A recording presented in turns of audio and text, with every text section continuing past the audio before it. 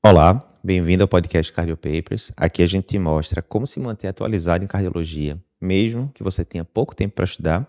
Eu sou Eduardo Lapa, editor-chefe do Cardio Papers, e o tema hoje tá massa. A gente vai discutir até quando manter o bezetacil no paciente com cardiopatia reumática, além de outros temas, outras dúvidas de valvopatias. Vamos lá, começou. Não sei se você sabe, mas aqui pelo Cardio Papers a gente já teve mais de 35 mil alunos em alguns dos nossos cursos. E um dos principais cursos da gente é o curso preparatório para a prova de título de cardiologia.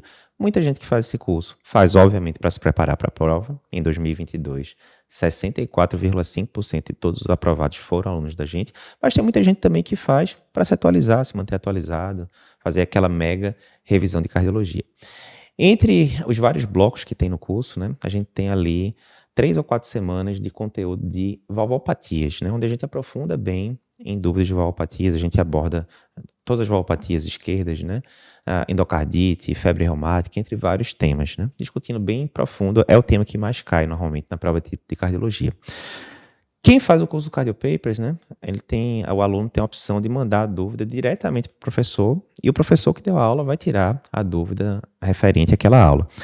E já foram mais de 10 mil dúvidas respondidas ao longo desses anos. Eu separei aqui hoje, especificamente, 5 dúvidas sobre valvopatias que os nossos alunos mandaram. Primeira dúvida de hoje: até quando manter o bezetacil na cardiopatia reumática? Essa aqui foi uma dúvida da nossa aluna Vanessa, e ela perguntou lá no bloco de valvopatia justamente sobre isso. Frente ao paciente de cardiopatia reumática, até quando manter o uso de bezetacil? Boa pergunta, né? Pergunta bem do dia a dia, e que existem divergências. Quando a gente vai comparar diretriz de valvopatia, diretriz de febre reumática da SBC, existem algumas discordâncias. O que é que a gente vai fazer? Como sempre, a gente vai se basear na diretriz mais recente. Enquanto eu estou gravando esse podcast aqui, comecinho de 2023, a evidência que a gente tem da SBC mais recente sobre isso é a diretriz de valvopatias, que foi publicada ali no finalzinho de 2020. O que é que ela fala em relação a isso? Estou lá com um paciente que já teve febre reumática em algum momento, né? Febre reumática aguda e tal. Por quanto tempo eu vou manter o bezetacil? A gente sabe que o bezetacil, né, a penicilina benzatina, existem outras formas de fazer a profilaxia, mas a penicilina benzatina é a que é mais utilizada. No paciente que já teve febre reumática aguda, você vai usar essa penicilina benzatina durante anos, né? Pode ser mais ou menos, mas você vai usar durante anos justamente para evitar que o paciente tenha uma nova infecção estreptocócica que deflagre outro surto de febre reumática aguda. Mas por quanto tempo eu vou manter isso? Por 5 anos, por 10 anos, pela vida toda? Vai depender de o que é que aconteceu na fase aguda. Foi só uma febre reumática sem cardite associada ou foi uma febre reumática com cardite, né? Porque, óbvio, a criança, geralmente criança, adolescente, pode ter tido um surto de febre reumática aguda e que não tinha acometimento cardíaco na jogada, né? Foi só, teve artrite, teve coreia, mas, enfim, coração estava zerado. Se for isso, por quanto tempo a gente vai manter esse bezetacil? A gente vai manter até 18 anos de idade ou até 5 anos depois do último surto, né? O que for depois. A criança, adolescente, teve um episódio de febre reumática agudo sem cardite com 15 anos de idade, né? Eu vou parar quando? 15 mais 5, né? Que serão 5 anos depois da última crise, daria 20 anos, né? Então, eu faria até 18 até 20, né? 18 é a margem geral, 20 seria 5 anos depois, o número mais alto ganha. Nesse caso aí eu vou segurar até os 20 anos. Beleza. Então, primeira categoria, febre reumática aguda, mas sem cardite envolvida em momento algum, tal, 18 anos ou até 5 anos depois da última crise. Ok.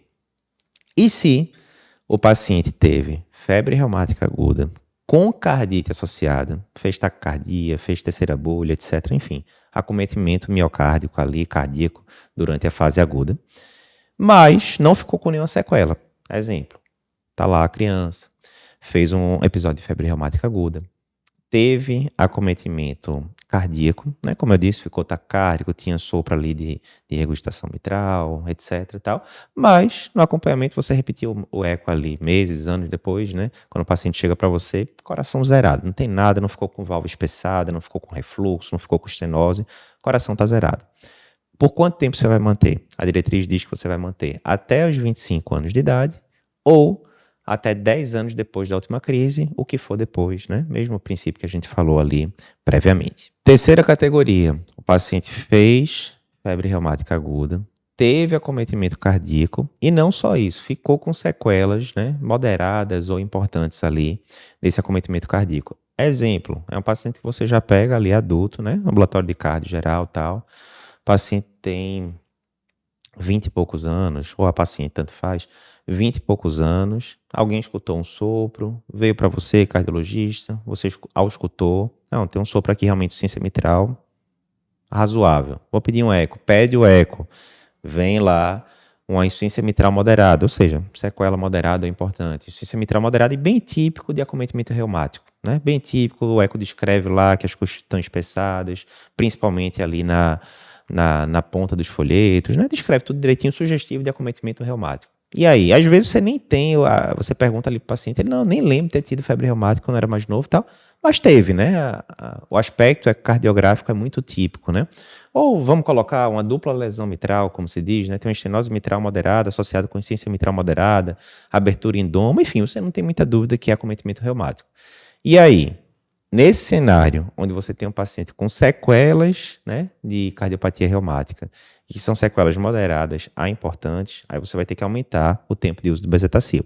A diretriz diz que você deve usar até os 40 anos de idade, ou mesmo considerar usar por toda a vida, principalmente se o paciente está ali num ambiente em que epidemiologicamente é frequente ter novos surtos, né, de amidalite bacteriana e assim por diante.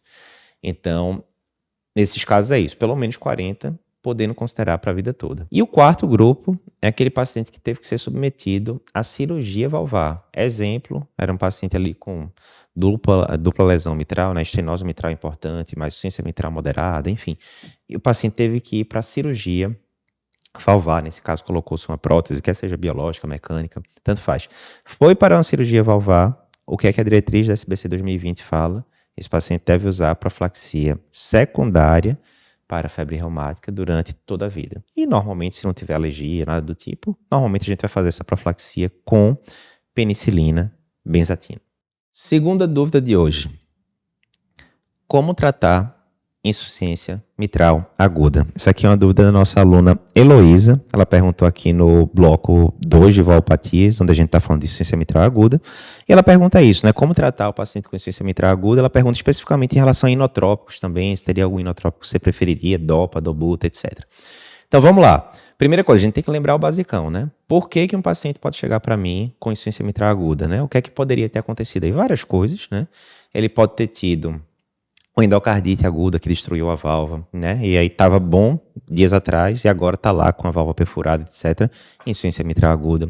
Ele pode ter uma rotura de cordoalho, às vezes o paciente tem lá uma válvula já com degeneração mixomatosa, prolapso, de repente alguma válvula, alguma cordazinha rompe e isso gera um refluxo agudamente importante. Pode ter infarto agudo do miocárdio com complicações mecânicas, tipo rotura de músculo papilar, e costuma ser um quadro bem dramático, né? Mas enfim, é isso. A insuficiência mitral aguda, como o próprio nome está dizendo, você vai ter uma regurgitação mitral e que ela surge meio que abruptamente. Por surgir abruptamente, ela costuma gerar muito sintoma no paciente, porque não deu tempo do coração se adaptar. Quando você vai para uma insuficiência mitral crônica, o que é que normalmente acontece? O ventrículo vai dilatando, o átrio vai dilatando, o átrio esquerdo. Na hora que o átrio esquerdo dilata, ele consegue comportar uma quantidade maior de sangue. Isso tampona, entre aspas, tampona um pouquinho para a pressão veno-capilar pulmonar não subir de forma tão rápida, né? Quando isso é no evento agudo, não dá tempo de adaptar, e aí normalmente a pressão veno-capilar pulmonar vai lá para cima, o paciente muitas vezes faz congestão importante, podendo fazer até edema agudo de pulmão, ir para tubo e tal, né? Então, o quadro clínico é esse, o mais exuberante, né, é o paciente ter um quadro de dispneia importante associado aos outros sintomas comemorativos. Se for endocardite, pode ter febre, pode ter sinais periféricos de embolização e assim por diante. Geralmente esse paciente, né, vai ter, o sopro costuma ser evidente, dependendo da situação, se for uma PSAP que suba muito, né, as pressões de enchimento subirem muito, o sopro pode até nem ser tão intenso por ser um evento agudo, ele pode ser ali até protossistólico e tal, mas normalmente você consegue escutar bem o sopro do paciente. e tem todos os sinais, né, como a gente já falou, de congestão pulmonar. O exame que você vai fazer, via de regra, que vai confirmar o diagnóstico, vai ser o ecocardiograma, e aí tudo bem. Esse preâmbulo todo que eu falei é isso. Você chegou, você está lá na emergência, chegou um paciente francamente dispneico, você escutou lá soprão mitral, o paciente está com febre, você vê sintomas, sinais de embolização periférica, está pensando em endocardite, vem lá o pessoal do eco, coloca lá rapidamente, mostra, tem perfuração da válvula, tem vegetação, né? Bem claro que é endocardite, coletou lá, começou antibiótico, coletou as hemoculturas antes do antibiótico, tá, mas e agora? A partir de agora, o que é que eu faço? Então, primeira coisa, a gente tem que lembrar que, normalmente, a insuficiência mitral aguda, como a gente já falou, ela vai ter um motivo mecânico que causou aquilo, né? Rompeu o músculo papilar, rompeu cordoalha, perfurou válvula, coisas do tipo. E esses fatores mecânicos, eles não vão ser curados com medicação. Então, em última instância, se você está com um paciente com insuficiência mitral aguda, importante por qualquer um desses fatores que a gente falou, em última instância, quem vai resolver isso é a cirurgia, né? Então, ou troca valvar, ou plástica valvar, dependendo da situação, né? O que vai resolver, em definitivo, é a cirurgia. Contudo, você vai levar um paciente para a cirurgia completamente descompensado? Não vai. Você tem que compensar minimamente esse paciente de forma clínica, né, para poder levar ele para a cirurgia numa situação, né, minimamente compensada. Como é que eu compenso? Como é que eu vou tratar esse paciente, né, na sala de emergência, na UTI, o que seja? Aí a gente tem alguns pilares aí, alguns cornerstones, né, como os americanos falam. Então, a gente tem, o paciente vai precisar de diurético, né, ele geralmente vai estar com gesto. Se liga com tudo que muitas vezes era um paciente que estava euvolêmico previamente. Digamos, paciente que estava bonzinho aqui, 6 horas atrás, bonzinho, conversando aqui com você, e de repente ele faz um infarto com supra inferior e termina rompendo o músculo papilar posteromedial em poucas horas. E aí, daqui a 12 horas, ele está em edema agudo de pulmão. A volemia geral desse paciente está preservada. Ele estava aqui conversando com você poucas horas atrás, correto? Então, por ser um quadro agudo, por esse paciente não estar obrigatoriamente hipervolêmico, muitas vezes doses pequenas de diurético já vão ajudar muito. O paciente vai urinar muito porque ele é virgem, né, de terapia com diurético. E se você pegar muito pesado nesse paciente com diurético, às vezes você pode induzir o contrário, hipovolemia. Então, vai precisar de diurético sim, mas cuidado com a dosagem. Primeira coisa. Segunda coisa, a gente tem que ver se esse paciente, ele está, além de estar com gesto, ele está com baixo débito ou não está? Ele está hipotenso ou não está? Isso vai mudar muito a conduta, né? Uma coisa é você pegar, por exemplo, o paciente que está com complicação mecânica após infarto, está chocado, pressão lá embaixo, mal perfundida, etc. Isso é uma condução. Outra coisa é você pegar um paciente que está predominantemente com gesto, mas está com a pressão mantida, estável, quem sabe até levemente hipertenso, e o problema principal dele realmente é a dispneia, a congestão. Nesse segundo cenário que a gente falou agora, a pressão do paciente está boa, a perfusão está boa, etc. Uma medicação que vai ajudar muito nesse cenário é o vasodilatador, principalmente o vasodilatador venoso, né? O clássico aí seria o nitroprusiato de sódio. Por quê? Ele, além de ajudar no controle da congestão, ele alivia muito a pós-carga do ventrículo. Imagina aí com a gente. Você está com o ventrículo ali contraindo, tem sangue voltando para dentro do átrio por causa da insuficiência mitral, e aí parte do sangue está voltando para dentro do átrio, parte do sangue está indo em direção à aorta, né? No sentido normal. Quanto mais a pós-carga aumentar, tiver vasoconstrição periférica, maior vai ser a resistência do ventrículo de jogar esse sangue para fora, em direção à aorta, e mais fácil fica de voltar sangue para dentro do átrio esquerdo, ou seja, pioraria a insuficiência mitral. Na hora que você liga o nitroprusiato para esse paciente, por exemplo, você vai vasodilatar a periferia, e você vai conseguir jogar mais sangue para fora do ventrículo esquerdo, e, portanto, menos sangue vai voltar para dentro do átrio esquerdo. Contudo, para isso, o paciente tem que ter, né, pressão minimamente ali estável, né? Vai variar de canto para canto, tem lugar que vai dizer pelo menos uma sistólica acima de 90, tem gente que vai colocar, tem referência que vai colocar pressão arterial média, enfim. O paciente não pode estar hipotenso, idealmente, né? Então, o nitroprusiato pode ajudar bastante nesses casos. Muitas vezes você vai precisar passar uma pressão invasiva para poder monitorizar melhor aí a posologia do nitroprusiato. Se do outro lado o paciente está hipotenso, chocado, etc., não só não vai dar para você usar nitroprusiato, como provavelmente você vai ter que lançar a mão de outros artifícios, como inicialmente vasopressores, inotrópicos, aí pode ser a dobutamina mesmo, e outro artifício que você pode usar aí com bastante frequência é a assistência mecânica, né? Muitas vezes o mais disponível é o balão intraórtico. O balão intraórtico, no caso da insuficiência mitral aguda, ele ajuda bastante também, por quê? Porque ele vai diminuir essa pós-carga ventricular. Não confundir. Na insuficiência mitral aguda, o balão intraórtico me ajuda, né? Principalmente nesse cenário mais crítico, né? De baixo débito, pressão baixa, etc. O balão intraórtico me ajuda a diminuir a pós-carga, mas na insuficiência aórtica aguda, importante, mesmo moderada, eu não posso usar balão intraórtico. Não vai confundir isso. Por quê? Porque na insuficiência aórtica, o balão intraórtico vai até piorar a quantidade de sangue que está voltando ali da aorta para o ventrículo esquerdo. Então, se liga. Insuficiência mitral aguda, importante. Eu posso usar balão intraórtico, me ajuda bem.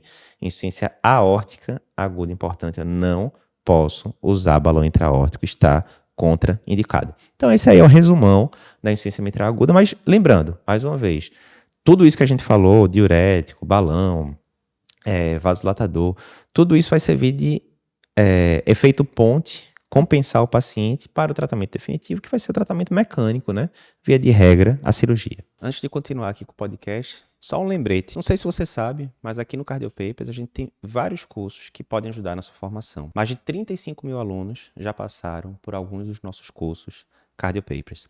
Entre eles, a gente tem o curso, a formação em ECG Cardio Papers, que mais de 11 mil pessoas já fizeram e aprenderam a interpretar um ECG com rapidez e segurança em menos de 15 dias. A gente também tem o curso do TEC, o preparatório para a prova de especialista de cardiologia. Em 2021, 60% dos aprovados foram alunos do Cardio Papers. Em 2022, 64,5% de todos os aprovados foram nossos alunos. Nesse curso, a gente vai te dar o GPS, o caminho validado para você passar na prova de título de especialista, mesmo que você tenha pouco tempo para estudar. Além desses cursos, a gente tem vários outros, onde a gente pode lhe ensinar como interpretar um artigo científico no curso de Medicina Baseada em Evidência, manejo e diagnóstico das principais arritmias cardíacas no nosso curso de arritmias, como organizar a sua produtividade no dia a dia, como instituir hábitos melhores no seu dia a dia de médico, como tirar hábitos que estão lhe atrasando no nosso curso de produtividade, entre vários outros. Se você tem interesse em conhecer nossos cursos, clica no link que aparece aqui na descrição do vídeo no YouTube ou na descrição do episódio do podcast, na plataforma de podcast, a depender de onde você está assistindo esse conteúdo, e a nossa equipe vai te ajudar. Voltando agora para o episódio. Próxima dúvida de hoje. Fazer ou não fazer profilaxia para endocardite no paciente com prótese valvar que será submetido à colonoscopia? Então, essa aqui é uma dúvida da nossa aluna Daniele, e ela mandou a seguinte questão. Se eu estou com um paciente com antecedente de implantes de prótese biológica aórtica que será submetido à colonoscopia, provavelmente com biópsia e tal, eu tenho que fazer profilaxia para endocardite? Vamos lá. Profilaxia para endocardite é sempre um tema controverso, até porque, relembrando, as sociedades são bem divergentes. Se você vai para a sociedade lá na Inglaterra, não se faz mais profilaxia de endocardite para ninguém, já há muito tempo. Se você vai para as diretrizes europeia e americana, né, se faz sim profilaxia para endocardite em algumas situações, como por exemplo o paciente que já tem prótese valvar, mas eles basicamente fazem para paciente que tem prótese valvar sim, mas que vai para certos tipos de procedimentos dentários que tem risco maior de gerar bacteremia com endocardite grave como consequência. Né? Eles são bem restritivos, ou seja, colonoscopia, se você for para a maioria das diretrizes internacionais, não estaria indicada. Quando a gente vem para a diretriz brasileira, né, até porque aqui a gente tem muita alopatia reumática, diferentemente lá dos países europeus ou dos Estados Unidos, as indicações de profilaxia para endocardite são mais amplas aqui, né?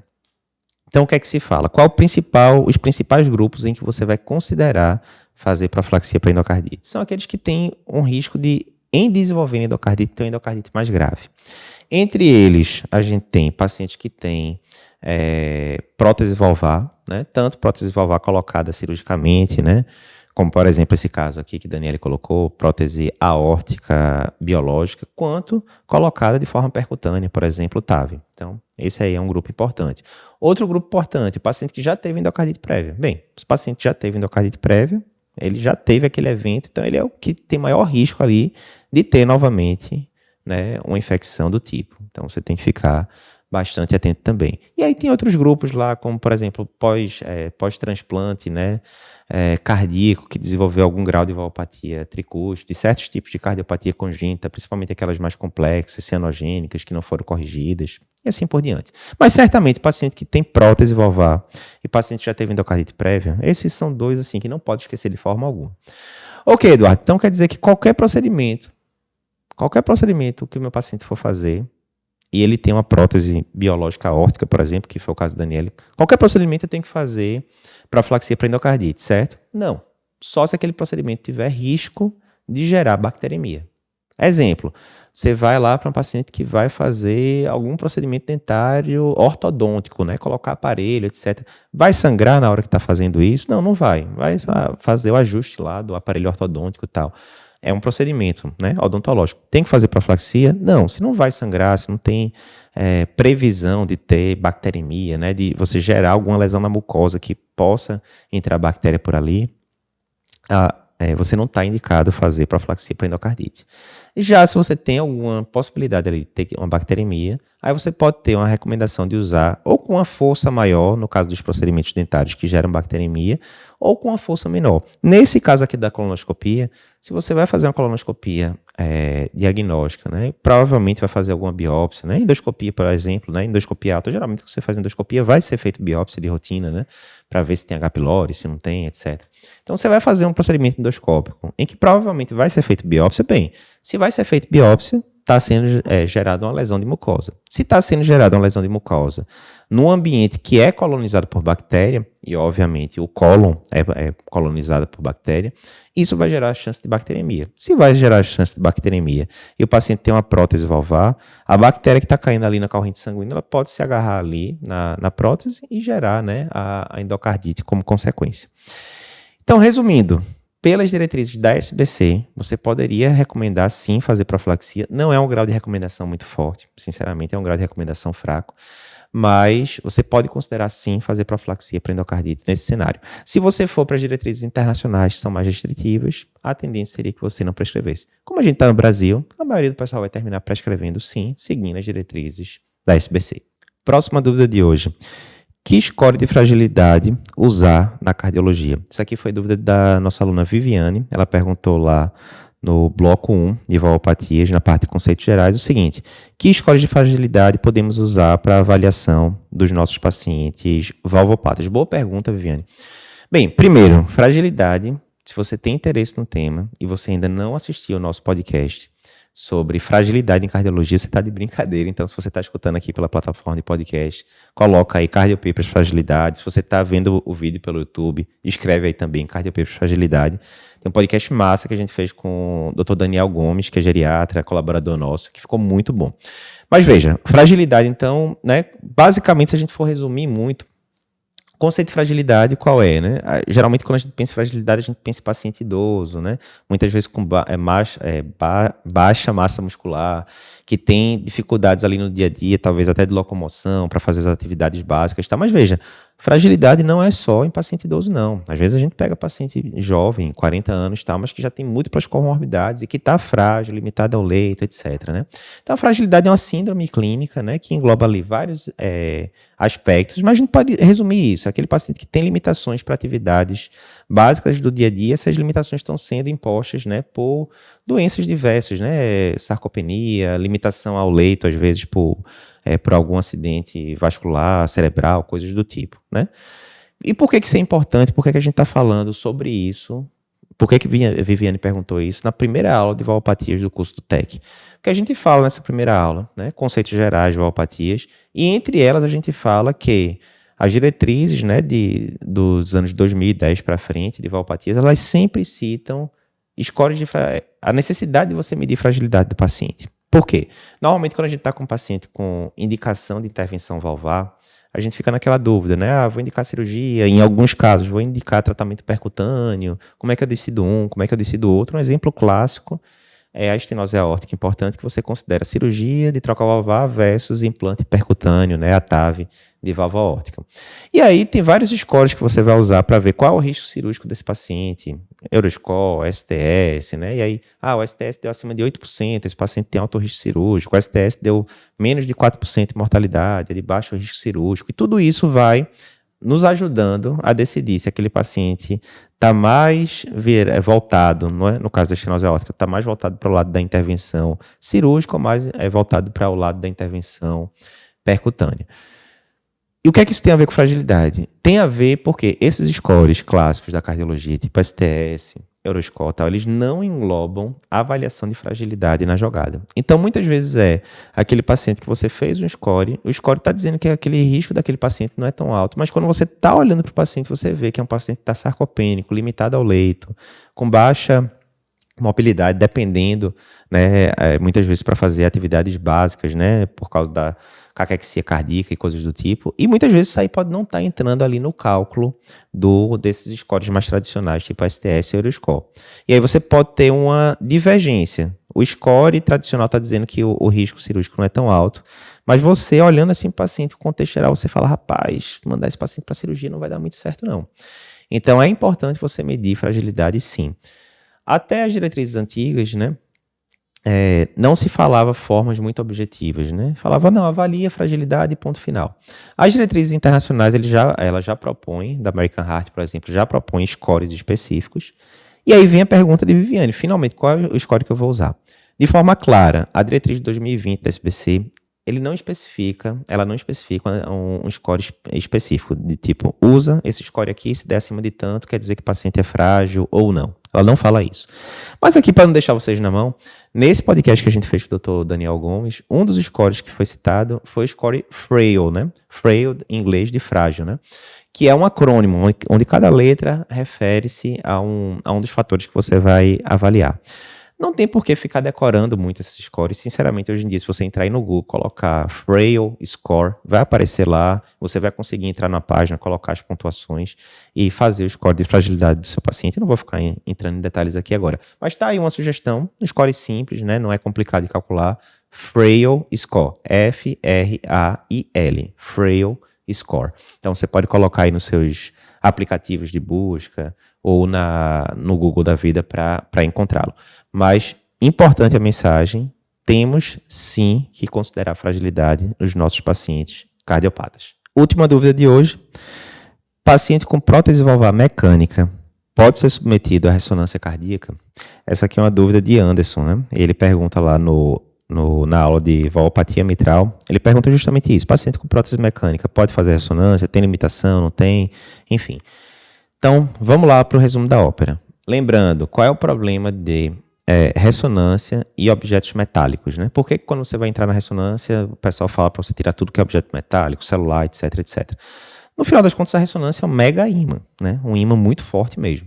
E se você entrar com algum objeto metálico, né? Tem vários vídeos no YouTube mostrando isso, se você esquecesse e tal, entrar com algum objeto metálico lá dentro da sala de ressonância, pode acontecer algumas catástrofes, porque o aparelho vai puxar com grande força esse objeto, podendo gerar acidentes complicados. Coloca aí depois no Google, objeto metálico e ressonância, que você vai ver no YouTube, que você vai ver alguns vídeos sobre isso. Cadeira sendo puxada, destruindo a máquina de ressonância e por aí vai. Então, tem alguns objetos metálicos que se o paciente tiver, né, no seu corpo como próteses, podem complicar, porque se eles se deslocarem um pouquinho que seja, isso pode ter resultados catastróficos. Exemplo, o paciente que tem algum fragmento metálico no olho, por exemplo, de algum acidente prévio, ficou lá pequenininho, não está causando nenhuma bronca, ok. Mas o paciente está tocando a vida dele lá faz anos. Mas se ele for para uma ressonância, como tem um ímã muito forte, se esse fragmentozinho metálico se deslocar 1 centímetro que seja no interior do olho do paciente, pode gerar lesões gravíssimas, né? Implante coclear, mesma coisa, assim por diante. Eduardo, quer dizer que se o paciente tiver qualquer coisa no corpo, tipo tem uma prótese de fêmur, tem algum componente metálico ali, quer dizer que ele não pode ir para ressonância? Nesse caso não tem problema, por quê? A prótese de fêmur, né, ela está lá incrustada dentro do osso do paciente, né, uma estrutura extremamente firme que não vai se deslocar durante a ressonância. Então, nesse caso, pode sim, se o paciente tem uma prótese lá de fêmur, né, fez uma artroplastia de quadril no passado e tal, ele pode fazer ressonância sim, porque essa estrutura está muito firme, ela não vai se deslocar durante o exame. É a mesma coisa para a prótese valvar cardíaca, né? Ela está suturada lá zilhões de pontos lá que o cirurgião colocou, ela não vai se mexer durante o procedimento e não vai trazer risco para o paciente. Contudo, dito isto, não há contraindicação, mas conversando com a nossa equipe aqui de ressonância, método de imagem, o pessoal deixa muito claro que as próteses, principalmente mecânicas, valvares, elas podem gerar alguns artefatos na imagem, que a imagem não fica com a qualidade tão clara, tão nítida, como ficaria num paciente sem prótese, certo? Então, é contraindicado um paciente com prótese valvar mecânica fazer ressonância cardíaca? Não é. A qualidade da imagem vai sair perfeita, como se ele não tivesse uma prótese? Não vai. Pode ter artefatos, sim, principalmente ali ao redor da prótese. É isso, pessoal. Espero que você tenha gostado desse nosso podcast. Se você está assistindo pelo YouTube, não esquece de se inscrever no nosso canal e comentar se gostou ou não gostou do material de hoje. E se você está escutando pelo podcast, não esquece também de pegar o link e compartilhar com seus amigos. Lembrando que aqui no Cardio Papers a gente tem inúmeros cursos para preparar você para a prova de título de cardiologia, curso para lhe ensinar a interpretar um eletro com segurança e rapidez em até 15 dias, curso de como interpretar artigos científicos, como fazer uma avaliação pré-operatória com segurança, além de certificações como a nossa certificação de mapa. Se você quiser ficar por dentro, conhecer melhor os nossos cursos, clica no link que aparece aí embaixo, aqui na descrição do vídeo no YouTube, na descrição do podcast, na sua plataforma de podcast, e a nossa equipe vai te ajudar com isso. Até o próximo episódio.